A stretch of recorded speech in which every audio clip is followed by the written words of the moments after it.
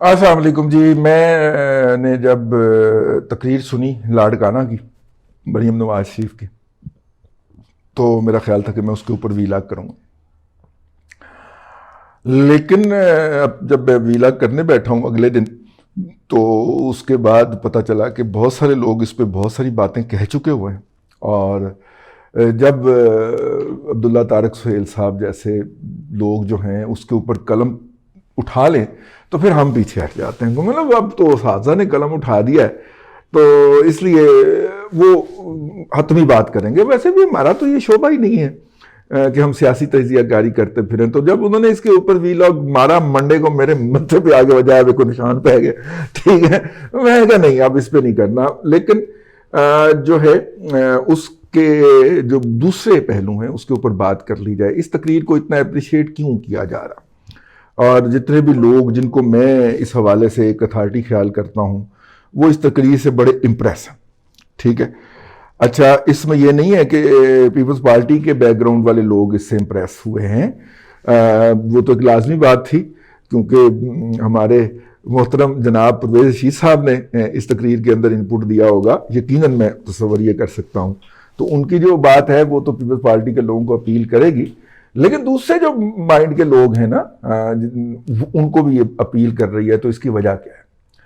دیکھیے بات یہ ہے کہ پہلے آپ بات یہ ذہن میں رکھیے کہ اس طرح کے موقع کے اوپر باڈی جیسچر بہت کرتے ہیں, میٹر کرتے ہیں. اب مریم کا پورے سٹیج پہ آنا بیٹھنا اور پیپلز پارٹی کے جو ان کا ترانہ بج رہا تھا اس کے اوپر باقاعدہ کلیپ کرنا اور سر دھننا, ٹھیک ہے, ہلکا ہلکا. ہاں, تو یہ بیسیکلی انہوں نے جالوں کو ایک جسے کہنا چاہیے باڈی لینگویج, بدن بولی جو ہے جس کو ہم اردو میں کہہ رہے ہیں, اس کے حوالے سے پہلے تو میرا مطلب ہے کہ اپنی طرف متوجہ کیا.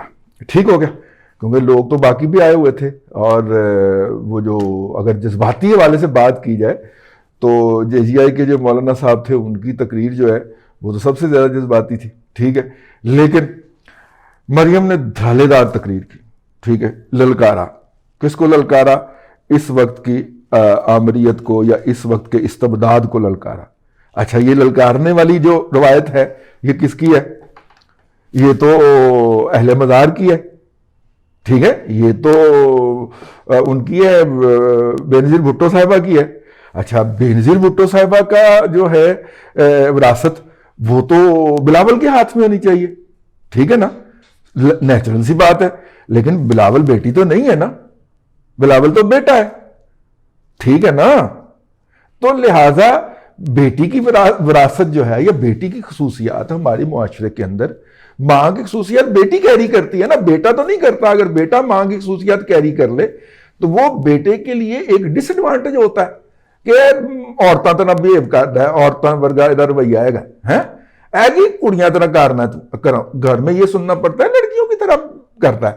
اگر لڑکا بہت زیادہ ماں کے زیر اثر ہو اور وہ محبت میں آ کے یا ماحول میں آ کے اپنی ماں والی عادتیں یا باڈی لینگویج جو ہے وہ اڈاپٹ کرنے کی کوشش کرے تو یہ اس کی کوئی مثبت صلاحیت خیال نہیں کی جاتی. کہا جاتا ہے کہ یہ اس کی ایک منفی صلاحیت ہے کیونکہ وہ مرد ہے, اسے مردوں کی طرح بیہیو کرنا چاہیے. ٹھیک ہے, یہ وہ والا جو یہ ایک شارٹ کمنگ تھی. میں جعلی حضرات سے معذرت کے ساتھ, یہ بلاول صاحب کی شخصیت کے اندر ایک شارٹ کمنگ تھی کہ وہ تو مرد ہے, مرد کا بچہ ہے. ٹھیک ہے, وہ بیٹی تو نہیں ہے. ٹھیک ہے, آصفہ آنا شروع ہوئی ہے لیکن آصفہ نے ابھی وہ والا لیول اٹین کرنا ہے. ٹھیک ہے نا, تو پھر یہ بات جو ہے یہ مریم نے ایکسپلائٹ کی.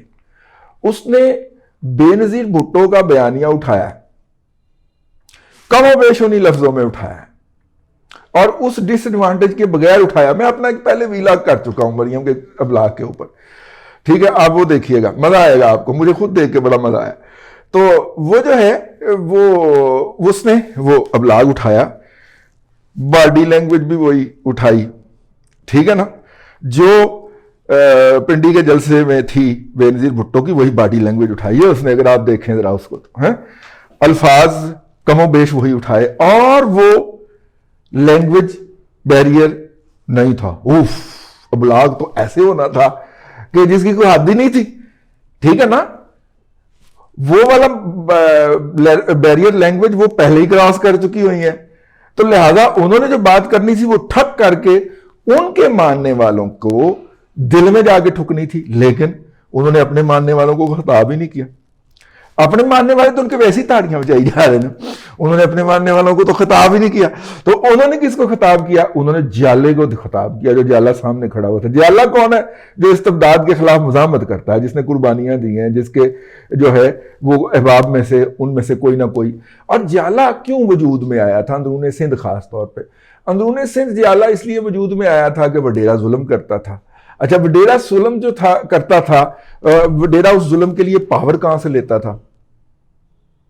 पावर वो शहर के बाहर एक जगह बनी होती थी, वहां से लेके आता था, जिसका अगर मैं नाम लूंगा तो मैं उठा लिया जाऊंगा, तो इसलिए तुम्हारी मेहरबानी।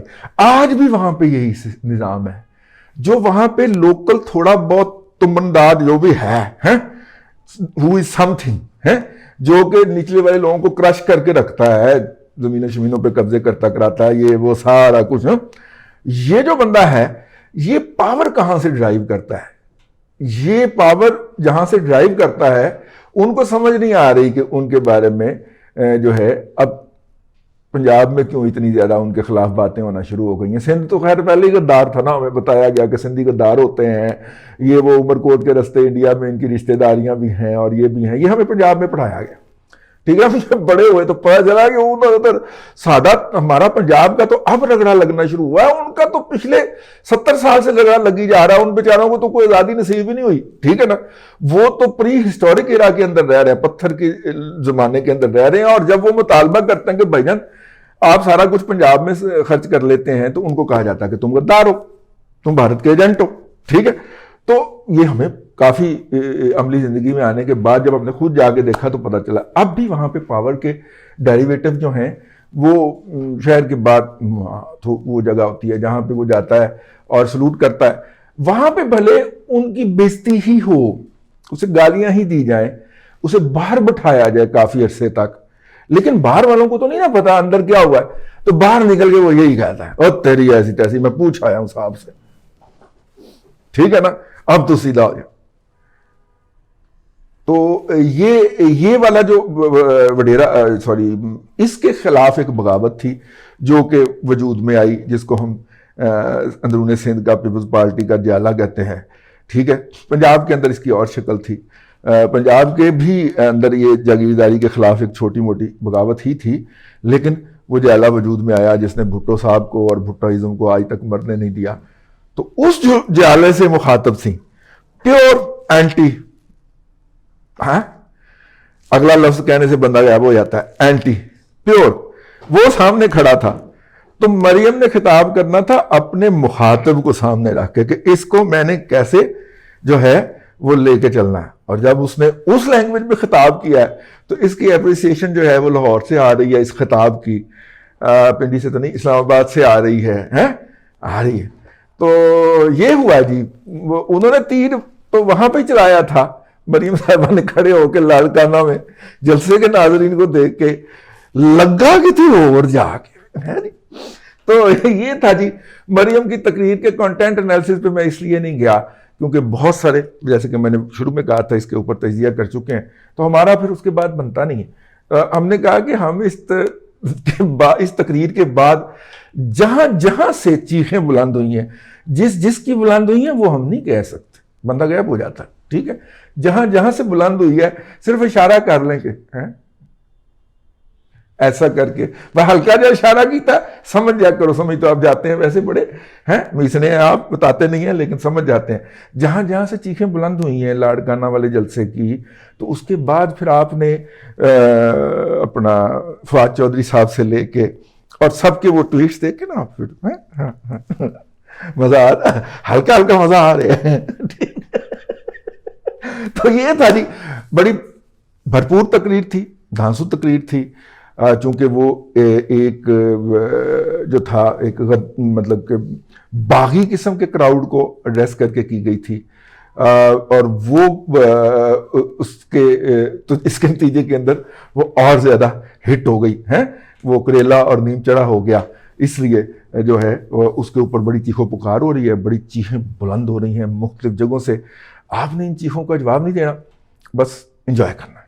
ٹھیک ہے، آج کے لیے اتنا ہی. کل پھر آپ کی خدمت میں حاضر ہوں گے، بلکہ اگلے ویلاگ میں ملاقات ہوگی آپ سے. آپ ہمیں فیڈ بیک دینا چاہیں تو ہمارا ای میل نیچے لکھا ہوا ہے. ایک بات ہم نے آپ سے خاص طور پہ کہنی تھی، اور وہ ہے کہ ہمارا ویلاگ جو ہے یہ یوٹیوب پہ ہے. یوٹیوب کے اوپر ہمارے چینل کو ضبط کروانے کے لیے دن رات مہم جاری ہے، ہم اس پہ نظر رکھے ہوئے ہیں. اب وہ اس لیول تک نہیں پہنچی کہ اپنے مقاصد میں کامیاب ہو جائے، لیکن ہم نے فیصلہ کیا ہے کہ اس کا ایک آلٹرنیٹو تعمیر کیا جائے جو کہ یوٹیوب فیس بک کے اوپر. اور فیس بک کے اوپر رضی نامہ کا ایک پیج ہم بنا چکے ہوئے ہیں. آپ سے دستبستہ عرض ہے کہ اس کو فوری طور پہ لائک کیا جائے.